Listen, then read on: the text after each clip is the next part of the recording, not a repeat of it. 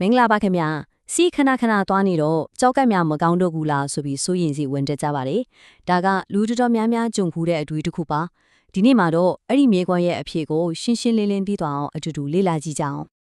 ကဲဒါဆိုအဓိကမေးခွန်းကိုပဲတိတ်တိုးလိုက်ကြရအောင်လူများဆွေးစိတ်စိတ်ထဲမှာကိန်းအောင်နေတဲ့မေးခွန်းပေါ့ဗျာစီခဏခဏသွားတယ်ဆိုတာ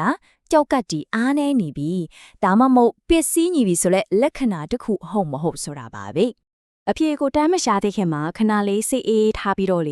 ေစိုးရင်စရာမရှိတဲ့အရန်ကိုပုံမှန်ဖြစ်လေရှိတဲ့အကြောင်းရင်းတွေကဘာတွေလဲဆိုတာကိုအရင်ဆုံးကြည့်ကြည့်လိုက်ကြအောင်ပါအများစုသောခြေနေတွေမှာတော့စီခဏခဏသွားတာဟာစိုးရင်စရာမဟုတ်ပါဘူးဥပမာရေတောက်များတဲ့နေ့ကော်ဖီတို့လက်ဖက်ရည်တို့လိုစီးသွားစေတဲ့ရည်တွေတောက်မိတဲ့အခါဒါမှမဟုတ်ရာသီဥတုအေးတဲ့ခံမျိုးမှာခန္ဓာကိုယ်ကသူ့တဘာဝအတိုင်းတုံ့ပြန်တာပဲလေရှင်းရှင်းလေးပါရေငါးဘူးတောက်ရေငါးဘူးလောက်ပြန်ဆွန်းထုတ်တာကတဘာဝပဲပေါ့ဟုတ်ပါသည်ဒီချက်ကတိတ်ကိုအရေးကြီးပါတယ်ဒီလိုပုံမှန်အခြေအနေတွေမှာစီးသွားများတယ်ဆိုတာကစိုးရင်စရာမဟုတ်တဲ့အပြင်ကြောက်ကတ်ဒီကခန္ဓာကိုယ်ရဲ့အဖိုးရည်တွေကိုကောင်းကောင်းစစ်ထုတ်ပေးနေတဲ့ကောင်းကောင်းအလုပ်လုပ်နေတဲ့ဆိုတဲ့ကျန်းမာရေးလက္ခဏာတစ်ခုတောင်ဖြစ်နေပါသေးတယ်ကောင်းပြီဒါဆိုရင်ဘလို့အခြေမျိုးမှာတော့စီခဏခဏသွားတာကိုတတိထားစရာအချက်ပြမိတစ်ခုလို့သဘောထားတဲ့တယ်နောက်ွယ်မှာတခြားအကြောင်းရင်းတွေရှိနေတဲ့အခြေအနေတွေကိုဆက်ပြီးလေ့လာကြည့်ကြအောင်ပါဒီနေရာမှာအဓိကနားလည်ထားရမှာကစီးသွားများတာကပြဿနာမဟုတ်ဘူးအဲ့ဒီနောက်ွယ်မှာရှိနေနိုင်တဲ့တခြားကျမရဲ့အခြေအနေတစ်ခုကိုညွှန်ပြနေတဲ့တည်င်းပေးအချက်ပြမှုတစ်ခုဆိုတာပါပဲဥပမာမထိန်ချုံနိုင်တဲ့စီးချိုယောဂအမျိုးသားတွေမှာဖြစ်တတ်တဲ့စီးကျိတ်ကြီးတာဒါမှမဟုတ်ကြောက်ကရဲ့လှုပ်ဆောင်မှုအားနည်းလာတဲ့အစောပိုင်းအဆင့်တွေမှာလည်းဒီလိုလက္ခဏာမျိုးတွေတွေ့ရတတ်ပါတယ်ကဲအခုဆိုရင်အားလုံးသိချင်နေတဲ့အထူးအချက်ကိုရောက်လာပါပြီစီခဏခဏသွားတာနဲ့ကြောက်ကပျက်စီးမှုကြားကတကယ်ဆက်ဆက်မှုကဘာဖြစ်မလဲဒီမိခွန်းရဲ့ဖြေကအရေးကြီးဆုံးပဲနော်ရှင်းရှင်းလင်းလင်းပြောရရင်စီခဏခဏသွားတဲ့လုပ်ရက်ကိုယ်တိုင်ကကြောက်ကပ်ကိုမထိခိုက်စေပါဘူးတကက်တရားခံကအဲ့လိုဖြစ်စေတဲ့နောက်ွယ်ကအကြောင်းရင်းပါအထူးသဖြင့်မထင်းချုံနိုင်တဲ့စီချိုယောဂကြောင့်တွေထဲမှာတခြားတက်တွေအမြဲတမ်းမြင့်တက်နေလာကကြောက်ကက်ထဲကသွေးကြောမြင်လေးတွေကိုအချင်းကြာလာတာနဲ့အမျှတဖြည်းဖြည်းပြက်စီးစေတဲ့တကက်အန်တရေဖြစ်ပါတယ်ဒီချက်ကိုစိတ်ထဲမှာဆွဲမဲမဲမှတ်ထားလိုက်ကြရအောင်နော်စီသွမ်းများတာဟာယောဂမဟုတ်ပဲခန္ဓာကိုယ်ကထခုခုတော့မာနေပြီးတတိထားပါလို့ပေးပို့နေတဲ့သတင်းစကားတစ်ခုသာဖြစ်ပါတယ်ပြဿနာရဲ့အရေးမြစ်ကိုရှင်းရှင်းလင်းလင်းသိပြီဆိုတော့ကိုယ့်ဘာသာကိုဘယ်လိုအခဲချက်မလဲဘာတွေလို့ဆောင်တဲ့တဲ့ဆိုတဲ့လက်သေးကြရဲ့လက်ညွှန်ချက်တွေကိုဆက်ပြီးကြည့်လိုက်ကြရအောင်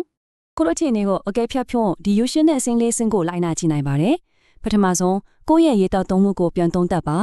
ပြီးရင်သွေးတွန်းတကြားထစစ်ဆေးကြည့်ပါတခြားလက္ခဏာတွေဥပမာအလုံးမဲရင်ငတ်တာအာရင်ကုန်ခန်းတာမျိုးတွေရှိမရှိတတိထားကြည့်ပါတကယ်လို့ဆုံးရင်ဆရာရှိတယ်လို့ထင်ရင်တော့ကျွမ်းကျင်တဲ့ဆရာဝန်နဲ့တွေ့မင်ဆွေးနွေးဖို့ကအကောင်းဆုံးနဲ့အလုံးကျုံဆုံးပါပဲကိုယ်တိုင်ချင်းချက်ကာကွယ်ရင်ကအမြဲတမ်းပို့ကောင်းရမို့လားဒါကြောင့်ကြောက်ကတိခိုင်မှုရဲ့အဓိကတရားခံဖြစ်တဲ့စီချိုယောဂမချစ်အောင်ဒါမှမဟုတ်စီချိုအကျိုးအဆင့်ကိုဘလို့ထိန်းချုပ်မလဲဆိုတဲ့အချက်တွေကိုအာရုံစိုက်ကြည့်ကြရအောင်ပါစီချိုအကျိုးအဆင့်ကိုထိန်းချုပ်ရမှာအထီရောက်ဆုံးနီလန်းတစ်ခုကကိုယ်လေးချင်းထိန်းကြီးချင်းပါပဲလက်ရှိကိုယ်လေးချင်းကြီး9လခိုင်နှုန်းကနေ10ရာခိုင်နှုန်းလောက်ရွှတ်ချနိုင်ုံနဲ့စီချိုထိနိုင်ကြီးကိုတိတိတတ်တာရွှတ်ချနိုင်ပါတယ်ဒါကတကယ်လက်တွေ့ကြပြီးအကျိုးများတဲ့ပန်းတိုင်တစ်ခုပါနောက်တစ်ချက်ကတော့ပုံမှန်ကိုလက်လှုပ်ရှားမှုပါတပတ်ကိုအနည်းဆုံးမိနစ်150လေ့ကျင့်ခန်းလုပ်ဖို့ရည်မှန်းကြည့်ပါအများကြီးလို့ထင်ရပေမဲ့ဒီနေ့ကိုမိနစ်30နှုန်းနဲ့တပတ်9ရက်လန်တွတ်တွတ်ရှော့တာမျိုးစပီးစီးရမျိုးလုပ်ပြီးုံနဲ့ပြည်မိပါတယ်အချုပ်ပြောရရင်တော့ကိုလေးချိန်ထိန်းတာကိုလက်လှုပ်ရှားမှုပုံမှန်လုပ်တာပြီးတော့အမျက်နှက်ညာတဲ့ဟင်းတီဟင်းရွက်တွေအသီးညက်နေပိုစားပြီးအစီးအချို့တွေရှော့စားတဲ့နေထိုင်စားတောက်မှုပုံစံကိုပြောင်းလဲကျင့်သုံးခြင်းကစီချိုအကျိုးအဆင့်ကိုကာကွယ်ထိန်းချုပ်ဖို့အဓိကသောချက်တွေပါပဲဒီတင်ဆက်မှုတစ်ခုလုံးရဲ့အဓိကအနည်းချုပ်ကတော့ရှင်းရှင်းလေးပါပဲထိတ်လန့်တကြမတိပါနဲ့ဒါပေမဲ့တတိတော့ထားပါစီခဏခဏသွားတိုင်းကြောက်ကပြက်ပြီးလို့ကောက်ချက်မချပါနဲ့ဒါပေမဲ့ခန္ဓာကိုယ်ကဘာကိုပြောချင်နေတာလဲဆိုတာကိုတော့ group တစ်ဆိုင်နားချောင်ပေးဖို့လိုပါတယ်နောက်ဆုံးအနေနဲ့ဒီမေးခွန်းလေးကိုကိုပြန်မေးကြည့်ဖို့အကြံပြုချင်ပါတယ်ကျွန်တော်တို့ရဲ့ခန္ဓာကိုယ်ကပေးပို့နေတဲ့သတင်းစကားတွေကိုတေးသေးချာချာနားထောင်ဖြစ်ရဲ့လား